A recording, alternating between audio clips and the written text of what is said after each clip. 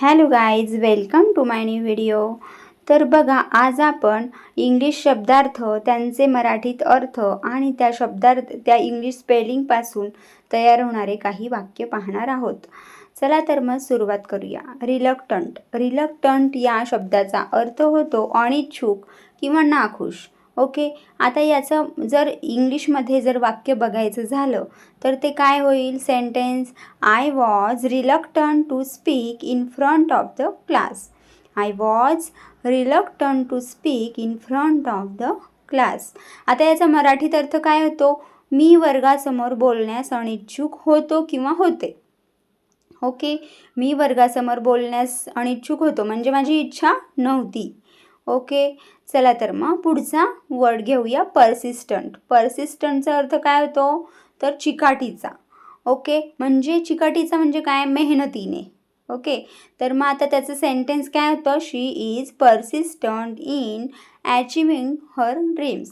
She is persistent in achieving her dreams. मराठीत अर्थ काय होतो? ती तिची स्वप्न पूर्ण करण्यासाठी काय करते? चिकाटीने प्रयत्न करते. सिग्निफिकंट. सिग्निफिकंटचा अर्थ काय होतो? महत्त्वपूर्ण किंवा महत्त्वाचे. आता याचे इंग्लिशमध्ये जे वाक्य जर बघायचं झालं तर this decision is significant for our future.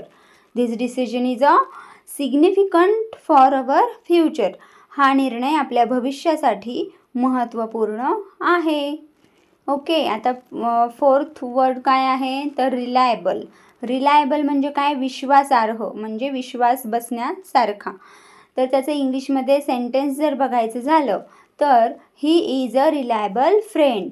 तो एक विश्वासार्ह मित्र आहे, म्हणजे विश्वास ठेवण्याजोगा मित्र आहे. नेक्स्ट वर्ड आहे कंपॅशन. कंपॅशन या शब्दाचा अर्थ काय होतो? तर कंपॅशन याचा अर्थ होतो करुणा, दयाळूपणा.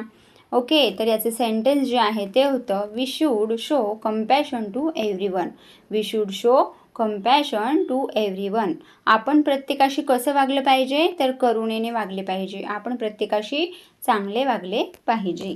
नेक्स्ट वर्ड आहे फ्लेक्झिबल. फ्लेक्झिबल या शब्दाचा अर्थ होतो लवचिक. काय होतो? लवचिक. आता त्याचं सेंटेन्स काय होतं? You should be flexible in difficult situation. Okay, तर याचा मराठीत अर्थ होतो कठीण परिस्थितीत तुम्ही लवचिक राहिलं पाहिजे. म्हणजे काय? तर जेव्हा कठीण परिस्थिती येते त्यावेळेस न डगमगता स्वतःमध्ये योग्य ते बदल केले पाहिजे. आपण बदललं पाहिजे, असा फ्लेक्झिबलचा अर्थ होतो.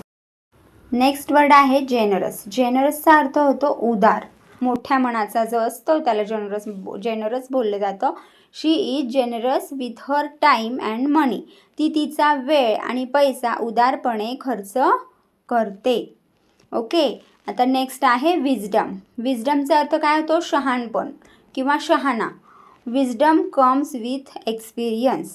ओके, तर याचा मराठीतून अर्थ होतो अनुभवातून काय होतं? शहाणपण येतं. Wisdom comes with experience. अनुभवातून शहाणपण येतं.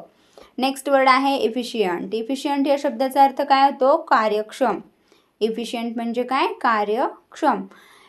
इन इंग्लिश काय असतं sentence? He is an efficient employee. He is an efficient employee. तर मराठीत अर्थ काय होतो? तो एक कार्यक्षम कर्मचारी आहे. Okay, sincere. सिन्सियर म्हणजे काय? तर प्रामाणिक किंवा मनापासून काम करणारा.